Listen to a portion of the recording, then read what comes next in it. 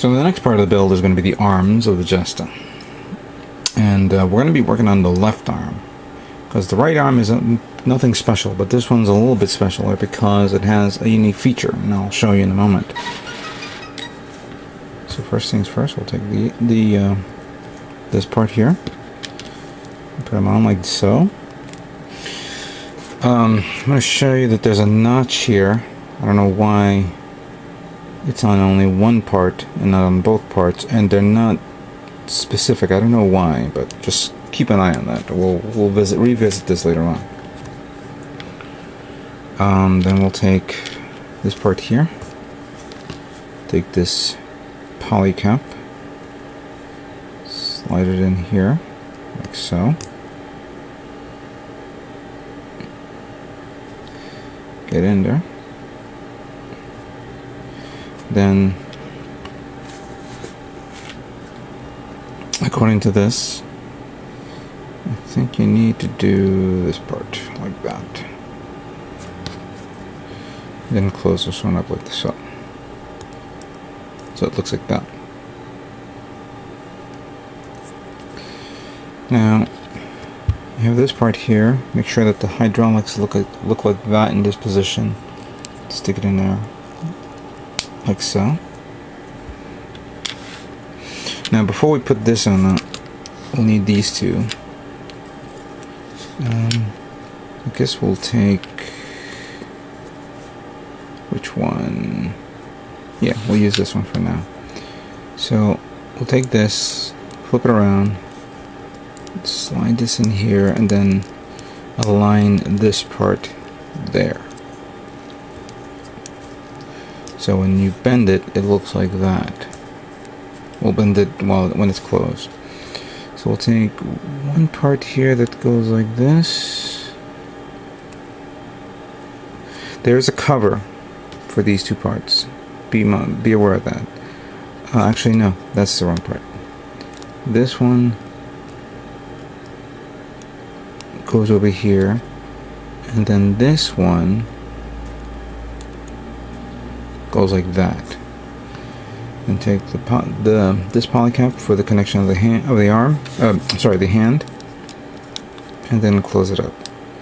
Basically, this is the left arm because the left arm houses the beam saber, which comes out from here. And then you connect this part here for the arm, and there you have it. Both arms are done. Now, as you can see, this is both. They look the same in this position, but when you turn, you'll see that they're different. There's for the beam saber hilt, and this one is that part they put on so you can put all the clips for the beam rifle, for the assault beam rifle. So yeah, pretty cool. All right, let's move on to the next part. Okay, next up is the waist unit. And we begin with these two parts here, which will require these little circles. These parts there's a little notch there, so make sure you put it into this position, like so. Well, the notch actually is a separation, so there's a guide there. So you got one there, and then the other one over here.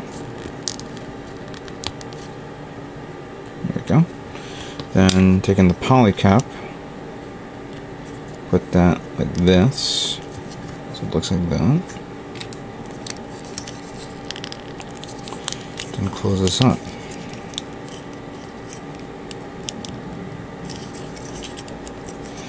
Then you have the cover. Make sure this one goes to the back, where actually no, this is the front part. This one goes like that. So looks like this.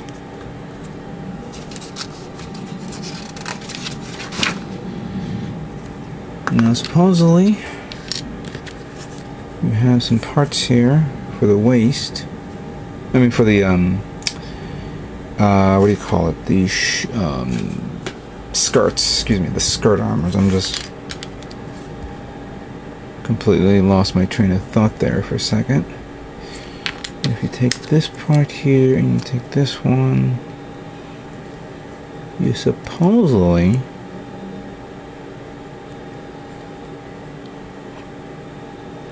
supposed to do it like that. There we go. So it looks like this, and then I guess this notch goes up like that, I guess. So you got that one there,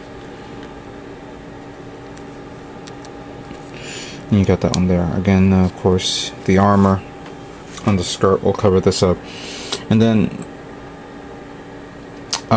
this part, I mean, even though I'm going to be spray painting this gunmetal, I'm going to probably spray paint this, give it the chrome touch, like spray paint this one black and then spray paint it with the chrome on it, so it shows up as the trim parts. So you have these part that goes here and here, and then you have this one that goes there, like so, and there, and it's the same technique that I'm going to be doing on the back skirts. I'll be doing on the front skirts as well, as you can see. And then you have this part that supposedly goes like that.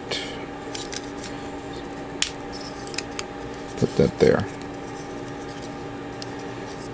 There are the two side parts here, but I didn't pull it out because it wasn't part of the instruction manual. So we'll get to that in a moment. So here is the waist unit of the Jesta fully complete. Let's now move on to the next part. Next up is the leg unit.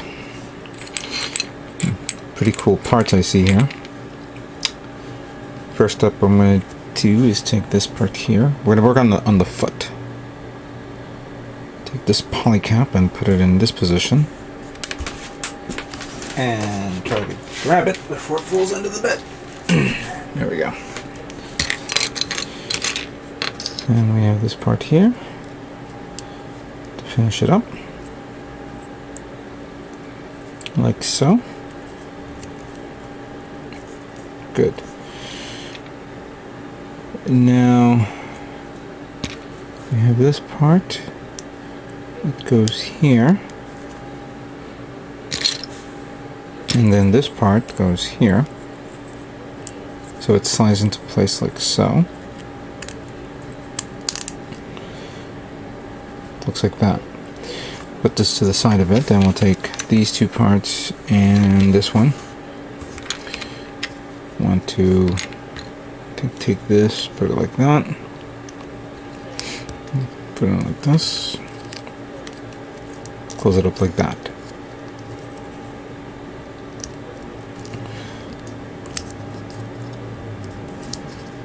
So it looks like this. Then you take this part and stick it in like that. There's another part here that you slide over here. I don't know if this is how it's supposed to look, because I think, as I'm looking at the manual, there's another part that you stick in there, so I don't know if this will go over it or above it. I have no idea. So I'm not going to force it in all the way. I'm just going to leave it the way it is, and then I'll pop it out later on after it's painted. But I know that this part here, you gotta slide it in here so it looks like this. Later on, I'm going to start sanding down the sides here and here so that these notches don't show and these scar marks.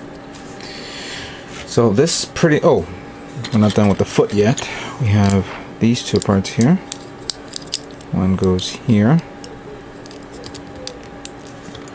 and the other goes there, and it looks like this. Then there's no extra inner frame for the tip of the foot. It's actually the actual armor. So that part is done. Now this part, we will take this part followed by this that goes like so. We have this little feature of a hydraulic that goes there, and then you close this up like this. Now there's another part here where like this. You make sure that it's in this position. Put this right here. This one should have been sanded down a bit, so because this part here represents the back of the knee.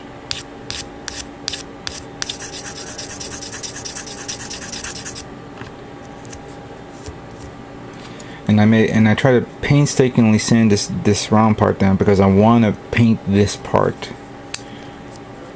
I'm thinking of the chrome, but I'm thinking of another color. I'll need polycap number 21. There it is, 21. And I might as well pull out number 6 as well because that's coming up next. So we stick that here,